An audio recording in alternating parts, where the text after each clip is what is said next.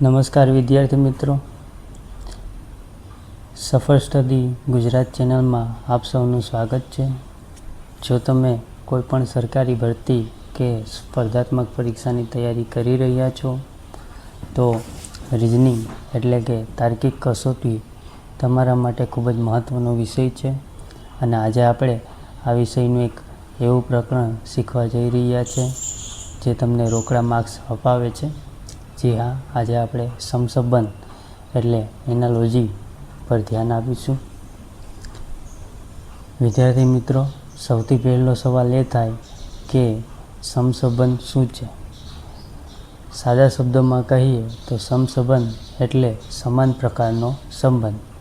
પરીક્ષામાં તમને બે શબ્દો, સંખ્યા કે મૂળાક્ષરો વચ્ચે એક ચોક્કસ સંબંધ આપેલો હોય અને તમારે એ લોજિકનો ઉપયોગ કરીને બીજા જોડકાનો જવાબ શોધવાનો હોય. આ પ્રશ્નો ઉકેલવા માટે તમારું જનરલ નોલેજ એટલે કે સામાન્ય જ્ઞાન હોવું ખૂબ જ જરૂરી છે. સ્ક્રીન પર જે બે ચિહ્નો દેખાય છે એમાં સિંગલ કોલનનું જે ચિહ્ન બે શબ્દો કે સંખ્યા વચ્ચેનો સંબંધ દર્શાવે છે અને ડબલ કોલનનું ચિહ્ન જેવો સંબંધ પ્રથમ જોડકા વચ્ચે છે એવો જ સંબંધ બીજા જોડકાનો પણ છે તેવું દર્શાવે છે. ચાલો એક નાનકડા ઉદાહરણથી આ વસ્તુ સમજી લઈએ. ગુજરાત રાજ્ય છે, ગાંધીનગર એની રાજધાની છે. તો આપેલ ઉદાહરણમાં છત્તીસગઢ એ રાજ્ય, તો તેની રાજધાની રાયપુર એ આપણો સાચો જવાબ બનશે.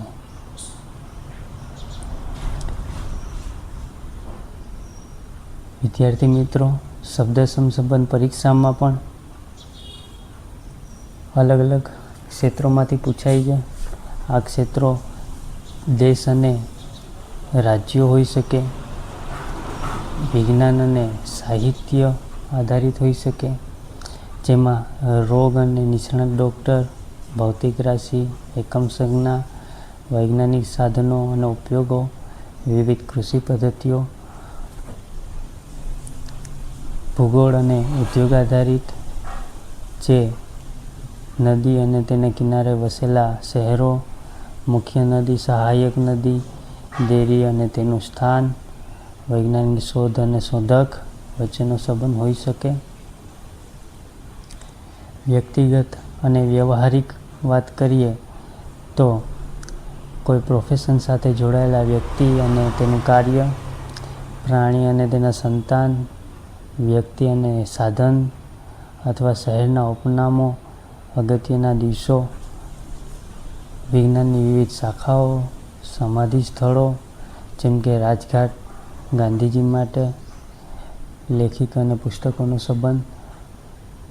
આ રીતે પ્રશ્નો બનતા હોય છે. થોડા ઉદાહરણો આપણે જોઈ લઈએ. મૂળાક્ષર સાથે અહીંયા ભૌતિક એકમનું ઉદાહરણ આપેલ છે. લંબાઈનું એકમ મીટરમાં માપવામાં આવે તો તેનું ક્ષેત્રફળ કેટલું હોઈ શકે?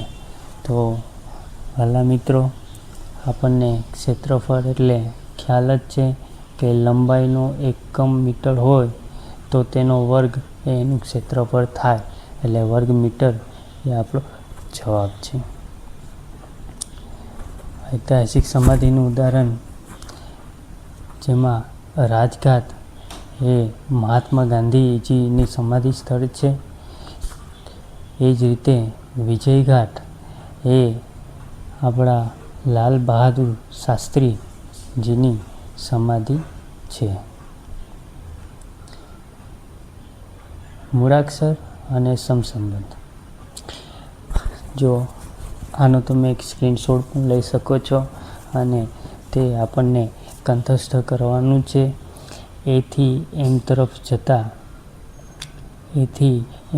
જતા 13 અને એનથી ઝેડ તરફ 14થી 26 એટલે ટોટલ 26 અંગ્રેજી મૂળાક્ષરો, જેમાં લીલા રંગના કરેલા બધા જ એ, ઈ, આઈ, ઓ અને યુ.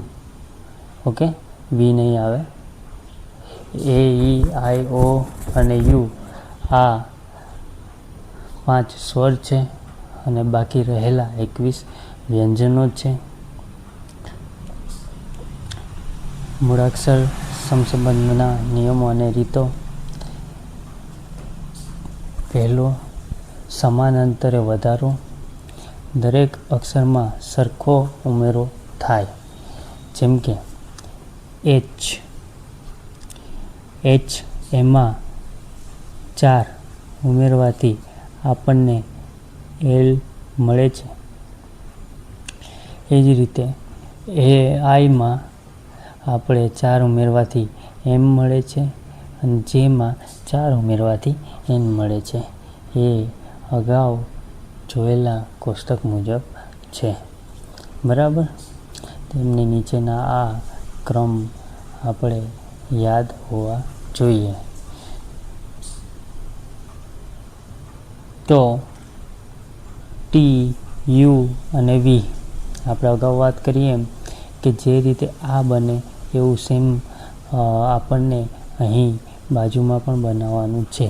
તો ટી પ્લસ 4 એટલે ટીમાં 4 ઉમેરો થાય એટલે યુ, વી, ડબલ્યુ અને એક્સ એટલે એક્સ. એ જ રીતે યુ એટલે યુ પ્લસ 4 એટલે વાય અને એન એટલે ઝેડ.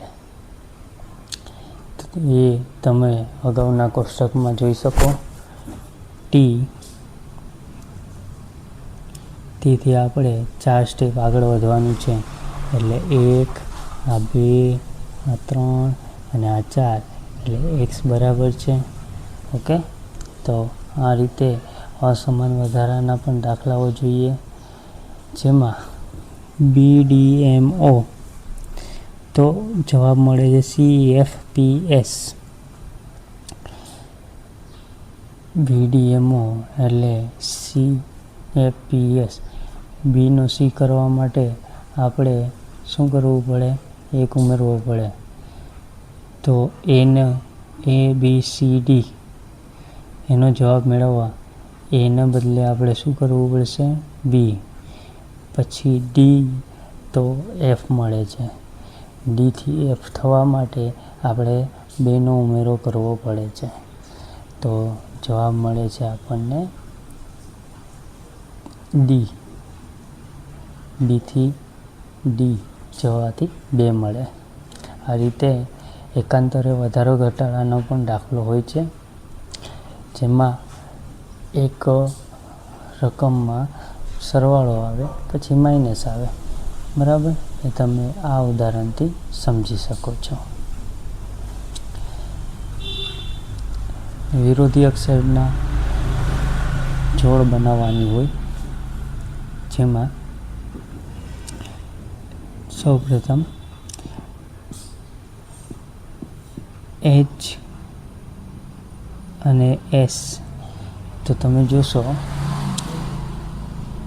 ઉપરના આપણા ફકરામાં એચનો પરસ્પર વિરોધી એસ છે. ઓકે, તો એસનો પરસ્પર વિરોધી એચ. એવી રીતે સીનો પરસ્પર વિરોધી એક્સ. ઓકે, એનો પરસ્પર વિરોધી ઝેડ. એ જ રીતે આપણો આરનો પરસ્પર વિરોધી આઈ. તો CRATEનું પરસ્પર વિરોધી આપણને મળે એક્સ, આઈ, ઝેડ, જી અને વી. ઓકે, અક્ષરોની અદલા બદલી, ઉલટ સુલટ એ રીતે પણ હોઈ શકે. જેમ કે સ્નોપ, એનો આપણને જવાબ મળે ONSP. તો એને ઉકેલી લઈએ. સ્નોપમાંથી ONSP બનાવવો હોય તો ત્રીજો પહેલાં આવે, બીજો એના પછી આવે, પહેલો અને 4. એ જ રીતે ક્લેમાં જ્યારે 3, 2, 1, 4નો ક્રમ ગોઠવવો આવે તો એ પ્રથમ, પછી બીજું એટલે L, પછી પહેલું એટલે C અને Y, તો ઉત્તર મળી રહેશે. સંખ્યા સંબંધ પણ હોઈ શકે છે. સંખ્યા સંબંધ ઉકેલવા માટે ગાણિતિક ક્રિયાઓ જેવી કે સરવાળો બાદબાકી, ગુણાકાર ભાગાકાર, વર્ગ વર્ગમૂળ, ઘન ઘનમૂળ એની ઊંડી સમજણ હોવી જરૂરી છે. એકી અને બેકી સંખ્યાઓ પણ આપણને ખ્યાલ હોવો જોઈએ. ક્રમિક એકી સંખ્યાઓ અહીં દર્શાવેલ છે, જેમ કે 11, 13 અને 15. તો ઉત્તર આપણો મળે છે 17, 19 અને 21. સરવાળો અને બાદબાકી પદ્ધતિ.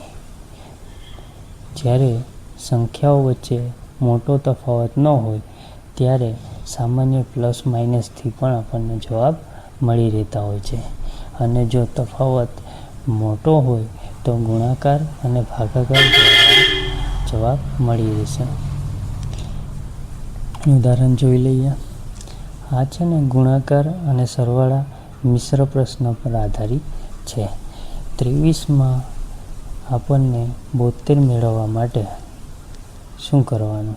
તો પહેલાં 23ને 3 વડે ગુણવાનો છે અને એમાં જ 3 ઉમેરી દેવાથી આપણને જવાબ 72 મળે. તો એ જ રીતે 38 હોય તો 38માં પણ 3 વડે ગુણો એટલે 114, અને એમાં 3 ઉમેરશું એટલે 117. એમાં આપણો સાચો ઉત્તર 117 થાય છે. વર્ગ અને વર્ગમૂળ આપણે પહેલાં ચેપ્ટરમાં પણ આછાથી ધ્યાન મેળવેલ છે. વર્ગ એટલે તેની રાશિનો જ તેની સાથે ગુણાકાર, અને વર્ગમૂળ જેમાં એ 2 વખત ગુણવાથી જે આપણને મોટી રાશિ મળે તે. એટલે કે 4નો વર્ગમૂળ જો કહું તો એ 2 હોય, 9નો વર્ગમૂળ 3 હોય, બરાબર. ઘન અને ઘનમૂળ. ઘન એટલે એક જ રાશિને 3 વાર ગુણવાનો છે. 1 ગુણાકાર 1 ગુણાકાર 1, એટલે જવાબ જે હોય એ 1. ઘનમૂળ એટલે શું? તો એને વર્ગમૂળની નિશાની અને બાજુમાં 3 મૂકવાથી ઘનમૂળ મળે. હવે 64નો ઘનમૂળ જો શોધવો હોય તો 4ને 3 વાર ગુણવાથી આપણને 64 મળે, એટલે ઘનમૂળ થશે 4. અવિભાજ્ય સંખ્યાઓ એવી સંખ્યાઓ જેને માત્ર 2 જ અવયવ હોય એને અવિભાજ્ય સંખ્યાઓ કહેવામાં આવે. જેમ કે 2, 3, 5, 7, 11, અને અહીંયા જવાબ આવશે આગળ 13, જેને ભાગી શકાતા નથી. પરીક્ષામાં પૂછાયેલા પ્રશ્નો એની પણ ડિસ્કસ કરી લઈએ. જેમ કે આર્યભટ્ટ એ ગણિતશાસ્ત્રી છે, તો વરાહમિહિર સાહેબ આપણા ખગોળશાસ્ત્રી. નેત્રસ્તર દાહ એટલે નેત્ર એટલે આંખ, દમ જેમાં ફેફસા, ભારત એમાં રૂપિયા હોય છે, મની, અને બાંગ્લાદેશમાં ટકા, ઘડિયાળ સમય, થર્મોમીટર આપણે તાપમાન માપીશું. અમિત પંઘાલ એ બોક્સિંગ સાથે જોડાયેલ છે, જ્યારે સચિન યાદવ એ ભાલા ફેંક સાથે જોડાયેલ ખેલાડી છે. અમ્બ્રેલા જેમાં UMBRELLA ટોટલ 8 મૂળાક્ષરોનો બનેલો છે. એવી રીતે રેઇનકોટ એ પણ 8 મૂળાક્ષરોનો બનેલ છે. 3ને 5 વખત 3ની 5 ઘાત કરવાથી આપણને 243 જવાબ મળે. તો 5ને 5 વાર ગુણવાથી આપણને 3125 જવાબ મળે છે. અહીંયા 16 અને 56 32 કેટલું? હવે જુઓ, 16 એને ભાગાકારમાં 2 કરીશું તો આપણને 8 મળે અને એને 7 વડે ગુણવાથી 56 મળે. બરાબર છે. તો એ જ રીતે 32 ભાગાકારમાં 2 કરીશું તો 16 મળશે અને 16 એને 7 વડે ગુણશું તો આપણને જવાબ મળશે 112. AKPનો અહીંયા AKPનો જવાબ આપ્યો છે 112, 12, 56. તો LAનો બરાબર કેટલો? સિમ્પલ છે. પહેલાં એનો વર્ગ જે રીતે લીધો છે બરાબર, એ રીતે આપણને Lનો વર્ગ લેવાનો છે. ઓકે. બીજામાં K એટલે 11નો વર્ગ 121, એ રીતે આપણે Nનો વર્ગ લેશું અને P 16નો વર્ગ એટલે આપણે લાસ્ટમાં Oનો વર્ગ લેવાનો છે એટલે ઉત્તર મળી જશે. તમારી પ્રેક્ટિસ માટેના અહીંયા કેટલાક સવાલો આપેલા છે, એ તમે જવાબ પણ તપાસી શકશો. જાતે પ્રયત્ન કરવાનો છે. કોઈ પણ પ્રશ્ન હોય તો કમેન્ટ સેક્શનમાં કમેન્ટ કરજો. આપણે આ વિડીયોની લિંક સાથે જોડાયેલી PDF એ આપણી ટેલિગ્રામ ચેનલમાં પણ હું મુકાવી દઈશ. આ જ રીતે વાંચન કરતા રહો. તમારી પરીક્ષા માટે ઓલ ધ બેસ્ટ અને ખૂબ ખૂબ આભાર. જય હિન્દ.